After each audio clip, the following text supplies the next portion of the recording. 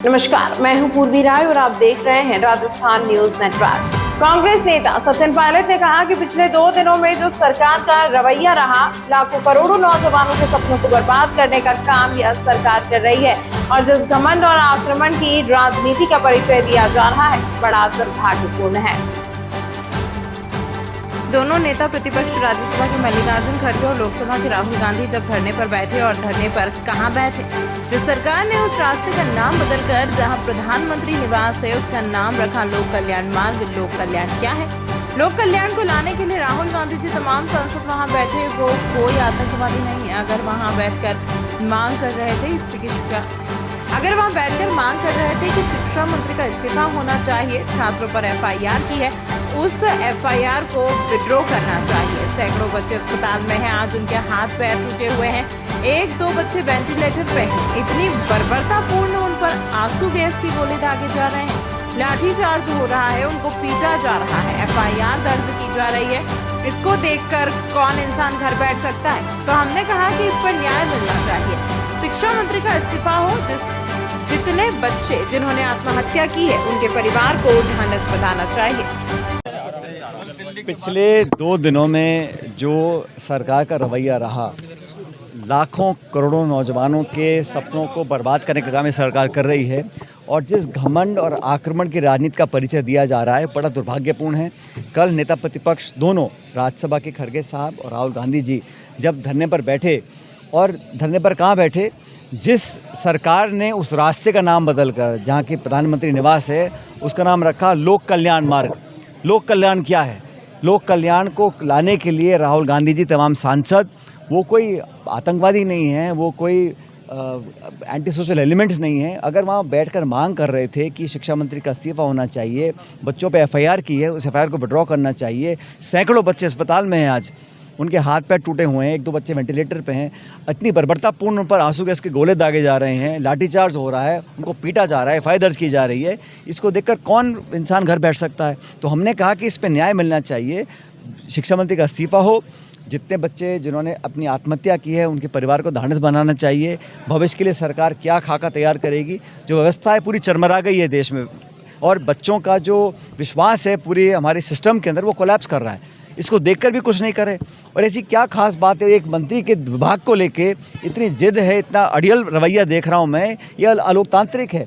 जिस तरह प्रियंका जी को, राहुल जी को घसीटा गया सड़कों के ऊपर, मतलब जो व्यवहार किया पुलिस ने, ये दमन का परिचय है। इसके खिलाफ पूरे देश में आक्रोश है और ये बात सिर्फ एक पार्टी की नहीं है, पूरे देश के तमाम नौजवान, समूचा विपक्ष चाहता है कि सरकार अपना रवैया छोड़े, जिद छोड़े, ये अहंकार छोड़े और न्याय लोगों को दिलाए। हम युवाओं के लिए संघर्ष कर रहे हैं, आज पूरे देश में हम लोग इस बात को लेकर जाएंगे और खासकर जो विपक्ष की आवाज़ को दबाने का काम सरकार कर रही है, ये आज से पहले नहीं हुआ।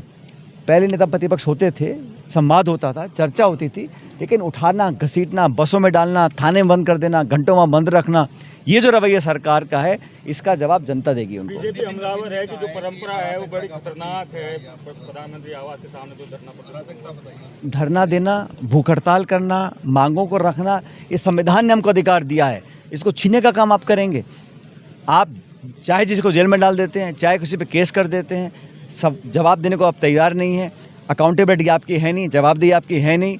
किस प्रकार की सरकार चल रही है? और इसमें राजनीति की बात नहीं है, अभी कोई चुनाव नहीं है। हम तो चाहते हैं कि युवाओं के प्रति जो सरकार का रुख है उसको बदलना पड़ेगा। ये 12 साल सत्ता में रहने के बाद उनको लग रहा है कि जनता की कोई अहमियत नहीं है। गरीब हो, नौजवान हो, किसान धरना देने आए दिल्ली के अंदर सैकड़ों की संख्या में, वो परेशान है, नौजवान परेशान है। तो ये बहुत माहौल गलत है और मुझे लग रहा है कि आज इसमें राजनीति को परे छोड़ दें।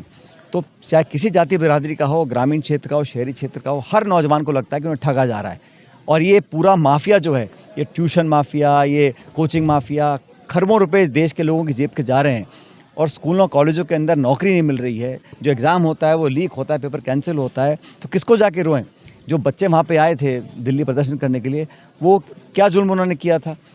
उस प्रकार का व्यवहार उनके साथ किया, उनकी बात को सुनने को तैयार नहीं। 30 दिन से बैठे थे वहाँ पे, अब जाके सरकार संसद में चर्चा करने को तैयार हुई है, लेकिन शिक्षा मंत्री का जब तक नहीं होगा तब तक हमारी मांग पूरी नहीं होगी। आम आदमी पार्टी भी हमलावर है कांग्रेस के ऊपर, CJP का जो आंदोलन है उसको कमजोर कर रही है कांग्रेस। जो इस दमनकारी सरकार की नीतियों के खिलाफ है, हम सब उसके साथ हैं। इसमें कोई दल, कोई विचारधारा, कोई पार्टी की बात नहीं है।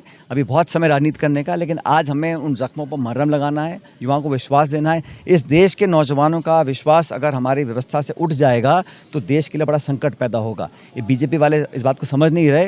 उनको समझता है कि बस प्रचार करके और लोगों को जुमले दे के और हिंदू मुसलमान की बात करके लोगों का वोट बटोरते रहेंगे। ये बहुत लंबा चलने वाला नहीं है।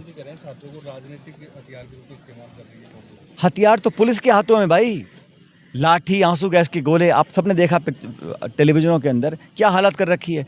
देश की राजधानी में नाक के नीचे प्रधानमंत्री के इस प्रकार बच्चों को, छात्रों को, निर्दोष लोगों को, लड़कियों को जो व्यवहार किया गया, ये है हथियार। तो इसको छोड़ देना चाहिए और अपना घमंड छोड़कर वास्तविकता पर, ज़मीन पर सरकार को उतरना पड़ेगा। सर, एक सवाल और फिरोजलाल ने कहा कि राहुल गांधी को मानसून है वहाँ जाना चाहिए था, प्रधानमंत्री के आवास नहीं जाना चाहिए कि प्रधानमंत्री इस देश के किसी और देश के हैं।